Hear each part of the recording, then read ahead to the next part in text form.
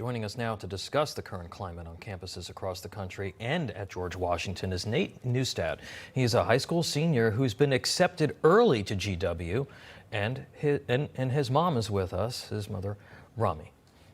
Romi, and thank you so much for having us both. Thank you. All right, thanks so much, Romi and Nate. All right, Nate, you have been accepted early to George Washington University. Congratulations on that, such a prestigious honor. But you're now rethinking your decision. Tell us about that.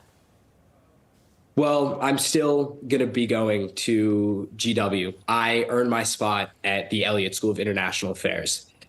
And the reason why I chose GW, or one of the reasons why, was because of the school's diverse student body and the ability to have productive, respectful, and fact-based conversations with students of opposing views. But when I go to the university in the fall, I will also be joining GW's diverse Jewish body there and bringing with me my Jewish values and commandment to make the world a better place.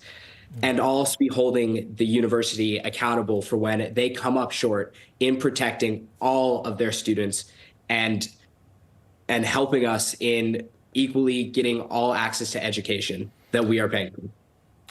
Romi, you've seen what's been going on the campus of GW. Does it give you pause about sending your son there after all of this? Oh, absolutely, Tom. We have a multi-pronged problem here. First of all, I'm really looking forward to Mayor Bowser. I hope she shows up to testify next week before Congress, because I can't understand for the life of me why she hasn't assisted the university in sending in police force to clear up what is so clearly not a peaceful protest. In addition, we have a problem with the administration because they should not have let this go on as long as it did.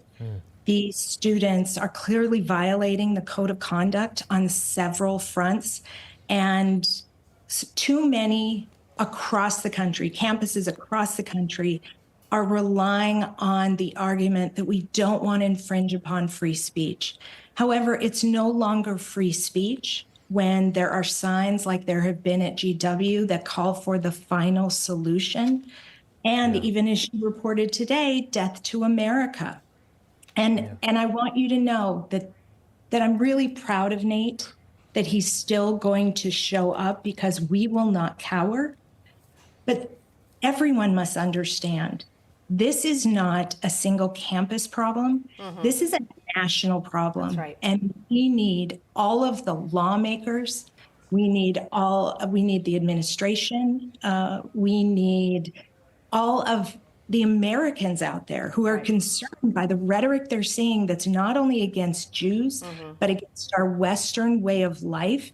And they need to reach out to the universities that they attended. That's a great point. You know, Nate, to your mom's point, again, you're going to be attending the Elliott School of International Affairs. And again, as your mom said, you are standing up to all this hate. You're not being fearful. You're not cowering to, again, these professional agitators and student protesters. You're not allowing them to change your drive. But also, we are seeing this as not just anti-Semitic, we are seeing this as anti-American. What message do you have for those student protesters and also for the professional agitators who are trying to destroy our and your American way of life?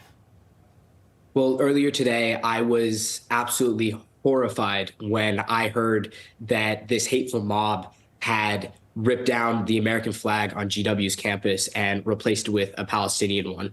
We are seeing these protesters across America rip down our flag and replacing it with a Palestinian one, and students are brandishing terrorist flags and headbands like Hamas and Hezbollah, which are in direct contradiction to our Western values.